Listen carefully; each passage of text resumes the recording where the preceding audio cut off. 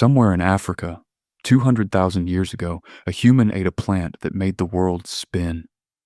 Their heart raced, their eyes went wide, and for the first time ever, a human brain felt something it was never built to feel. That plant wasn't food, it wasn't medicine either, it was the world's first drug, and nobody planned it.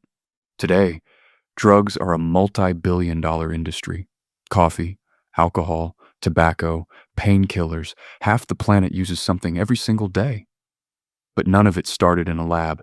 It started by accident, in the wild, thousands of years before writing even existed. In this video, you'll find out which plant humans discovered first, why one accidental discovery may have shaped early religion, why completely disconnected civilizations on opposite sides of the planet all found their own version of getting high, and how one of the most popular drinks on Earth today started with a herd of restless goats.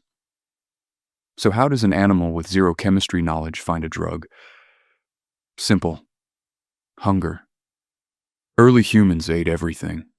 Roots, bark, berries, leaves. Most of it was safe. Some of it wasn't. Researchers believe some of the earliest mind-altering substances came from fruit that had rotted on the ground and turned alcoholic on its own. No brewing, no effort, just time. Animals still do this today. Elephants get drunk off fermented marula fruit in Africa. Birds get tipsy on fermented berries in Australia every single year, some of them literally falling out of trees. Here's the twist. Humans may not have invented the first drug at all. They may have just copied what animals were already doing. There's even 13,000-year-old residue found in Rakefet Cave in modern-day Israel, believed to be one of the earliest traces of humans deliberately fermenting grain. Long before anyone knew what yeast even was, early humans watched, copied, and survived. That single loop, eat, observe, repeat, is one of the oldest behaviors we have on record. But here's where it gets strange. Once early humans realized certain plants changed how they felt, they didn't just use them for fun. They used them for something bigger, connecting with the unknown. Some anthropologists believe hallucinogenic mushrooms were used in ritual settings long before organized religion existed. The confusion, the visions, the total loss of control. Early humans likely interpreted this as speaking to spirits. Think about it. Zero science and a mushroom makes you see colors and hear voices. What would you think was happening? You wouldn't think chemical reaction. You'd think you touched something sacred. Thousands of years later, the Sumerians were writing about the opium poppy on clay tablets, calling it the joy plant. Not medicine, not food. Joy. Written down as its own category over 5,000 years ago.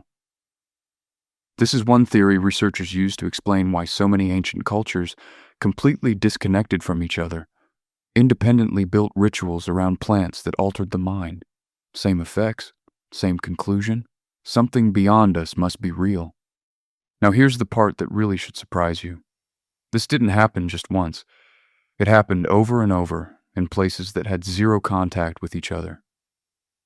In the Andes Mountains of South America, ancient communities were chewing coca leaves over 8,000 years ago to fight altitude sickness and exhaustion. In Southeast Asia, communities were chewing betel nut for its stimulant effect, a habit still practiced by millions today.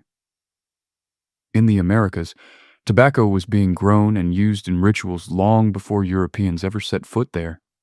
3 continents, 3 completely different plants, zero communication between them, and yet, the outcome was identical. Humans, everywhere on Earth, independently reached for something that changed how their brain worked. That's not a coincidence. That's a pattern built into who we are as a species.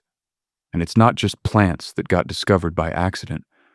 The reasons behind why people used them get even stranger. And in ancient Egypt, beer wasn't just a drink. Records suggest workers building the pyramids around 2,500 BCE were partially paid in beer rations, sometimes as much as 4 to 5 liters a day. It wasn't seen as indulgence. It was survival, payment, and a gift from the gods, all in one cup. And then there's coffee, arguably the most widely used drug on the planet today. Legend says an Ethiopian goat herder named Kaldi noticed his goats getting unusually energetic after eating red berries from a certain bush. Curious, he tried them himself.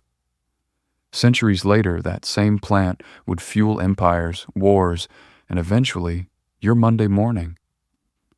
3 completely different reasons to alter the mind: devotion, labor, and energy, invented independently, thousands of miles apart, different continents, different substances, different excuses, but always the same root cause: humans finding something that changed how they felt and deciding they couldn't live without it again.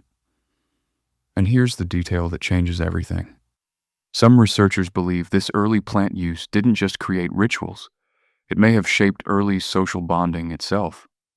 Groups who shared these experiences together may have trusted each other more, protected each other more, and survived longer as a unit, because a group that risked something together and lived to talk about it became a group that trusted each other with everything else too. If that's true, then the very first drug in human history wasn't just a discovery. It may have been one of the reasons humans learned to trust each other enough to build the first tribes at all. The first high wasn't just a feeling. It might have been the beginning of human connection itself. So the next time you drink your coffee or pour a glass of wine, remember, this habit is older than agriculture, older than writing, older than most of human history itself.